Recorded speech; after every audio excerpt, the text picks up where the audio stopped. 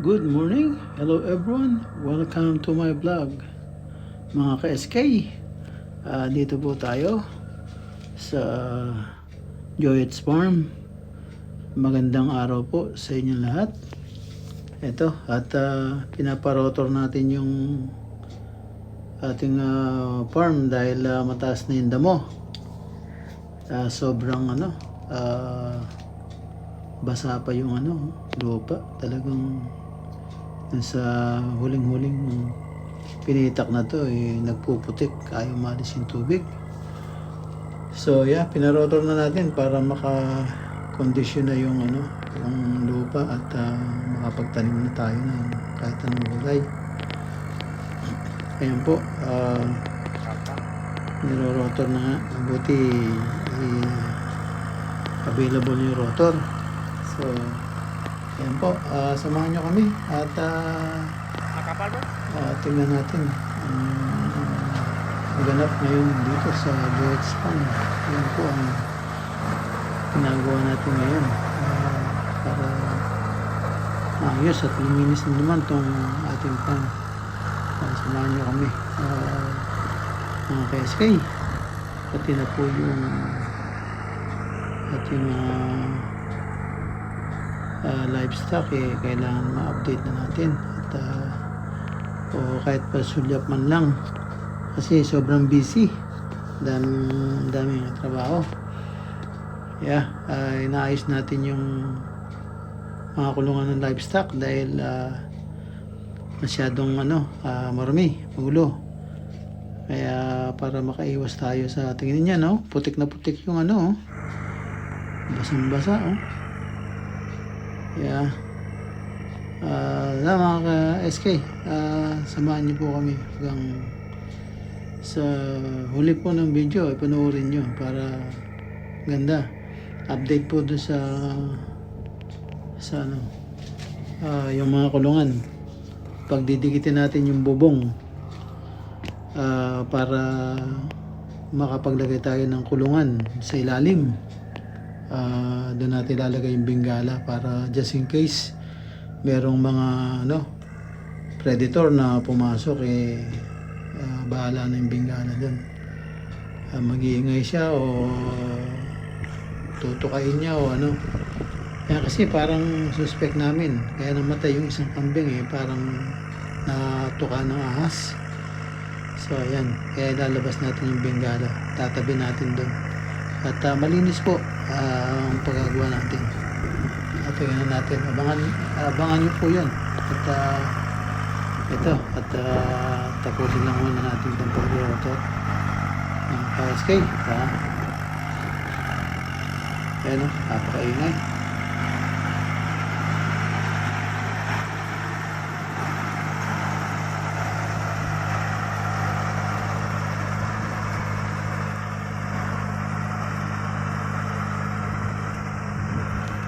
Ang mga BSK, talagang ang putik nitong sa dalawang pinitak na to. Grabe, basang-basa. So ayan putik na putik.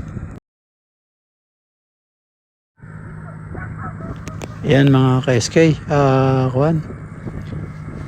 yan ang huling yung huling pinitak malapit sa bahay. So yan, pwede nang tamnan ng gulay yan kasi medyo mataas yan, kaya tuyo na yung lupa. Medyo basa pa pero sakto-sakto para tamnan ng gulay. Hindi naman siya nagpuputik. So yan, kaya medyo siguro hanap na tayo ng seedlings niyan para matamnan na kasi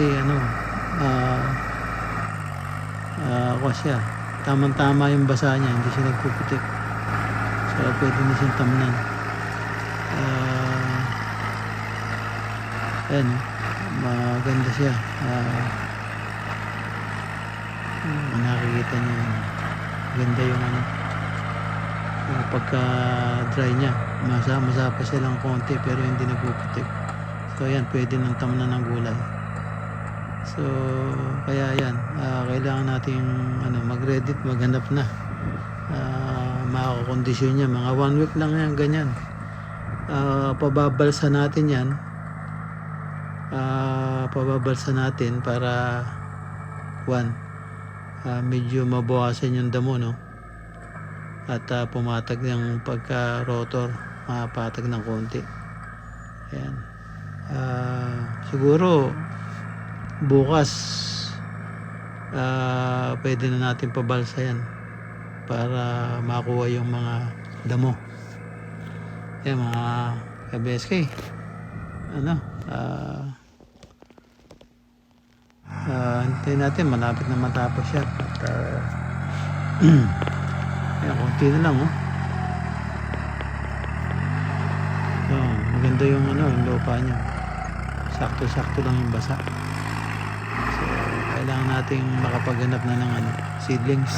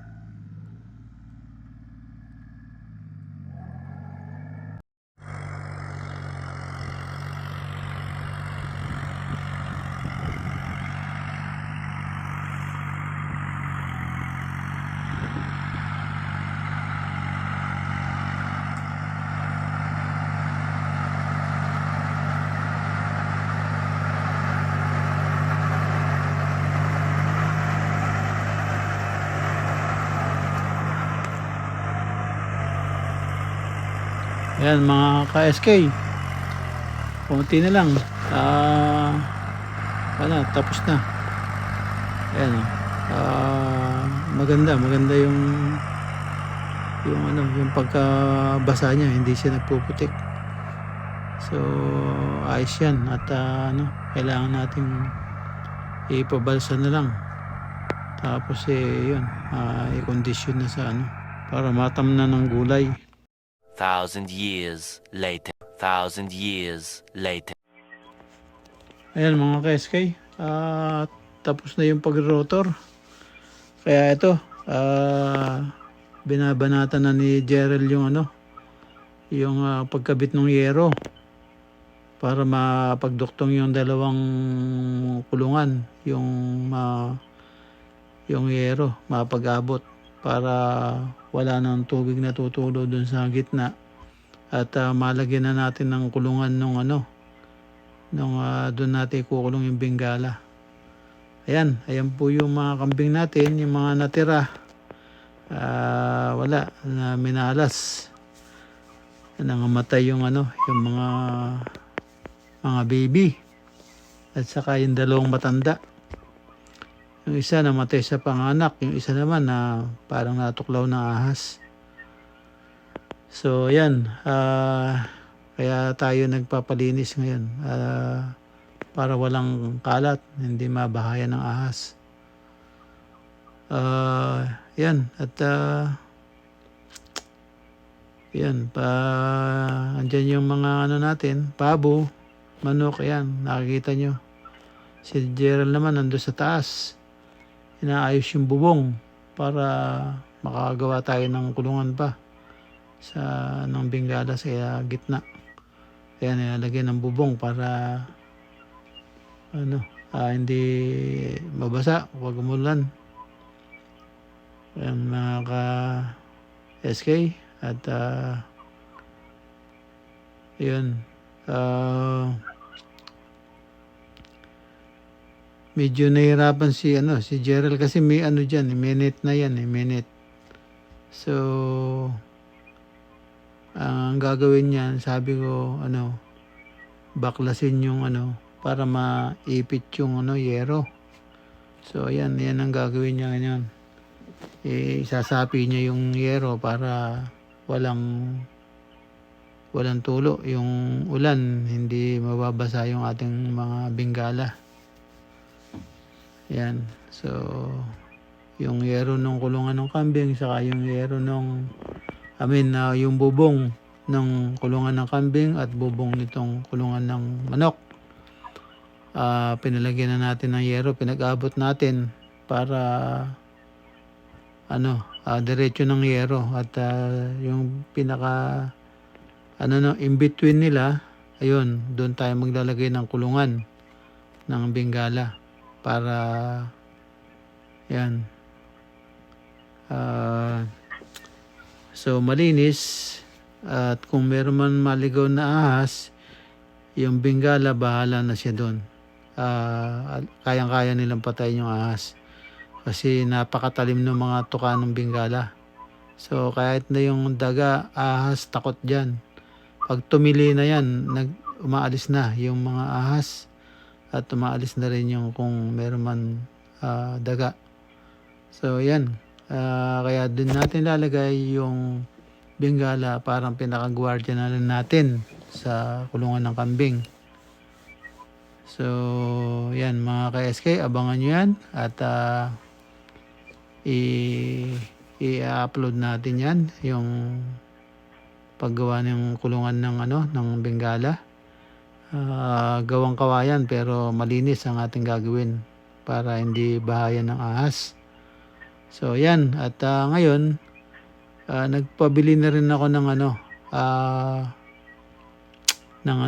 paggawa ng incubator. Yan, nagpabili na tayo ng thermostat at ng cooling fan para makagawa tayo ng sarili nating incubator. Kasi yung bingala nangiiklog na naman. So meron na siyang 7 iklog.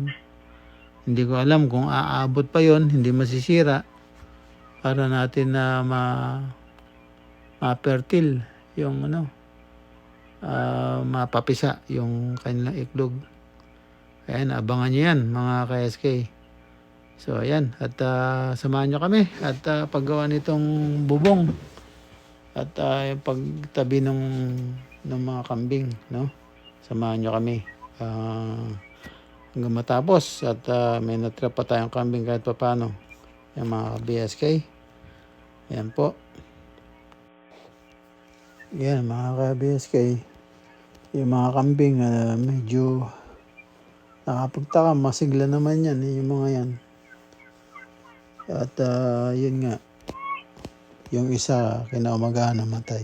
So masigla, kumakain, parang hindi mo na makitang nagtamlay, pero yun, kinaumagahan namatay.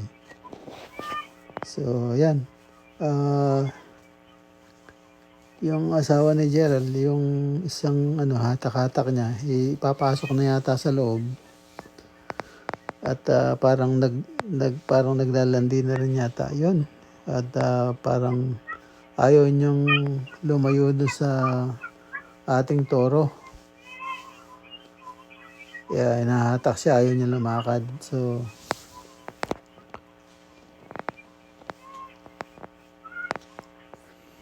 baka yun nga, para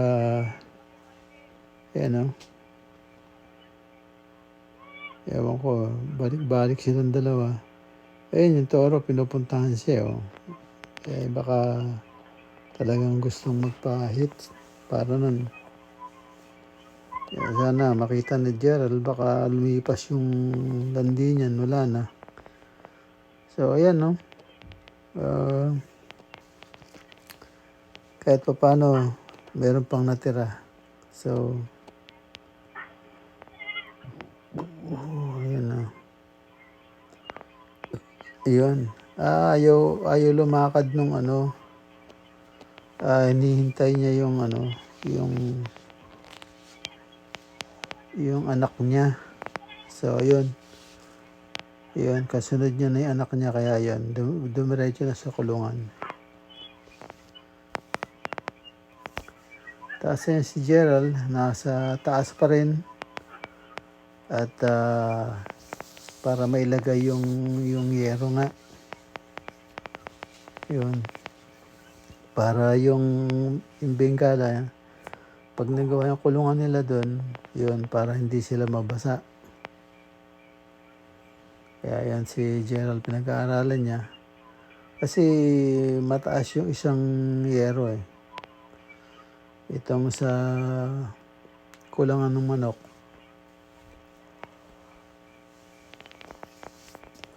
masyado siyang mababa. O naka ano siya, naka-slanting na mabuti. So, yun ang hindi napansin na sana pumantay siya dun sa kambing. Just in case, pwede maglutong. Pero anyway, andyan na yun. So ayan si Gerald bababa.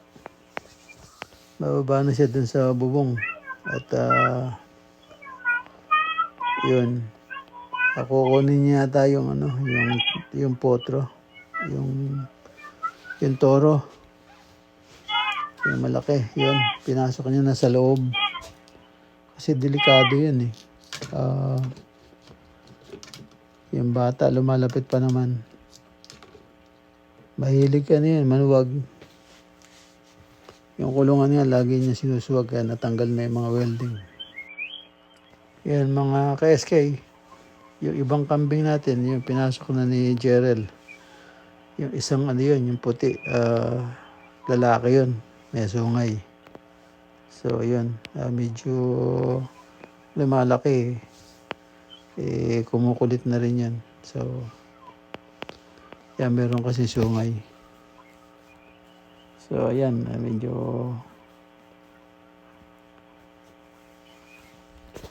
medyo pahapon na at maya didilim na yan. Yung yero doon na ilagay na ni Gerald. So ayan, so gagawin naman namin yung kulungan.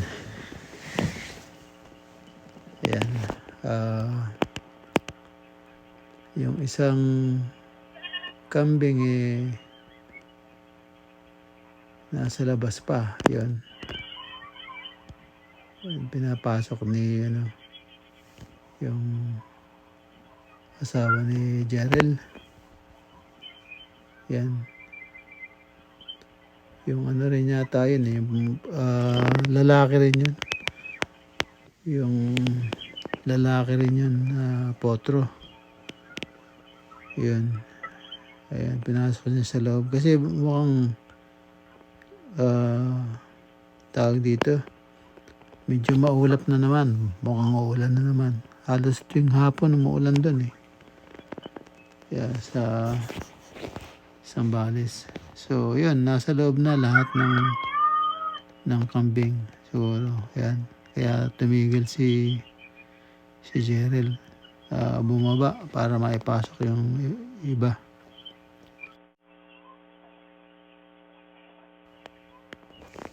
Yun, yung mga kambing natin naipasok na sa loob.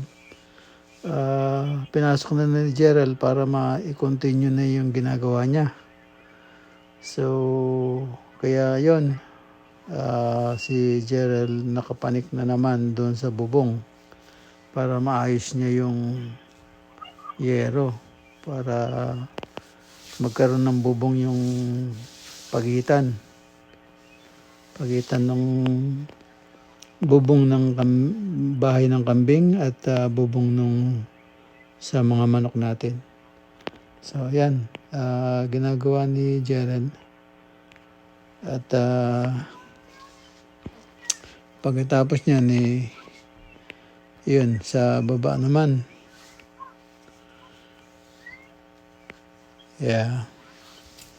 So ngayon, ayan yung mga natin, livestock, yung manok. Yan sa unahan niyan. At doon sa dulo, nakita niyo nag-iipon-ipon doon. Yun yung mga bibi at saka yung gansa. So yan, at inaayos pa natin ng gusto yung farm para maging malinis at hindi bahayan ng mga ahas o daga. So kaya pinalinis natin. Kaya yan.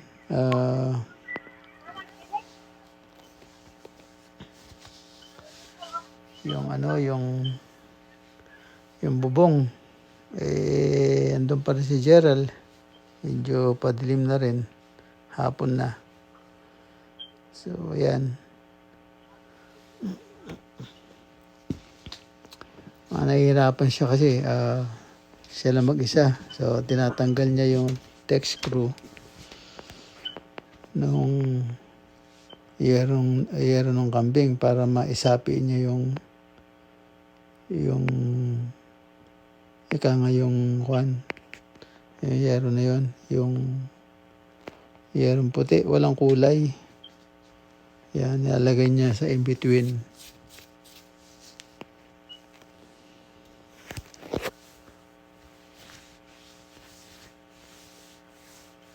Yan siya. Doon pa rin sa taas. So, naikabit na yata niya eh. So, yun. Ang gamit po natin camera yung CCTV po. Kaya hindi tayo makapokus ng masyado. Ayan, yung mga livestock natin, manok. Yan. Pinabibilang ko kay Gerald hanggang hindi pa nabibilang. So, yan mga ka-SK. Mukhang tapos na nga yata siya sa baba, ay sa taas. So, yun. Bumaba na si Gerald. Yeah, para maayos niya yung gawaan niya doon. At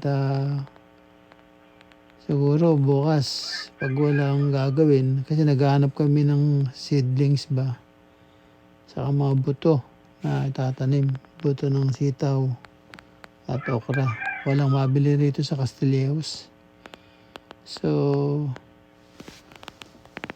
baka maaring, di ko alam kung maka-order o bumili na lang sa Nubesia, ipaship sa LBC. Yun. Kaya andun pa si Gerald, siguro kumuha lang siya ng tech screw. Yan, andun pa rin siya, bumalik siya doon sa taas. Ay, naayos siya maigi para wala nang tulo talaga. At yan, kasi pagka tinanggal mo yung tech screw niyan, saka mo binalik, may posibilidad na tutulo. So, yun ang tinitignan niya dyan. Para mailapat niya ng gusto. Ayan, mga PSK. Talagang, yun, ayan ko nung, tinitext ko nga niya. Tinitignan niya yung isa parting hindi tutulo. Baka, yan, yung mga lalagay niyang text screw, lalagay niya na ng Volcasil. Para hindi tumulo. Ayan, at mukhang nagtatagal si Gerald doon sa taas. Kasi minsan yung barena natin, wala na ng charge. Saglit lang, wala ng charge. So, ayan. Ayan, Gerald, bilisan mo dyan. Para makababa ka na dyan. Hapon na. Ayan mga ka-SK, at tumalon na si Gerald sa baba. Ayan, tapos na rin niya yung yero. Ayan, diretso na yan. Wala nang butas yan sa gitna. Yung yung duktungan. Yeah. Para lalagay na ng yero yung yung in between nung kulungan ng manok at kulungan ng kambing. So doon na ilagay yung bingala, gagawa tayong kulungan dyan. Ayan na mga ka-SK, natapos na ni Gerald yung ginagawa niya. So ayan, paalam na po kami dito. Ayan, at hapon na rin po. Maraming salamat sa pagsubaybay at sa panonood. Ayan, bukas uli. Kita-kita tayo sa susunod na upload. At ayan, inaayos na natin ng gusto yung ating livestock, yung kanilang mga kulungan. So sige mga ka-SK, ingat po kayo dyan and God bless. Bye-bye.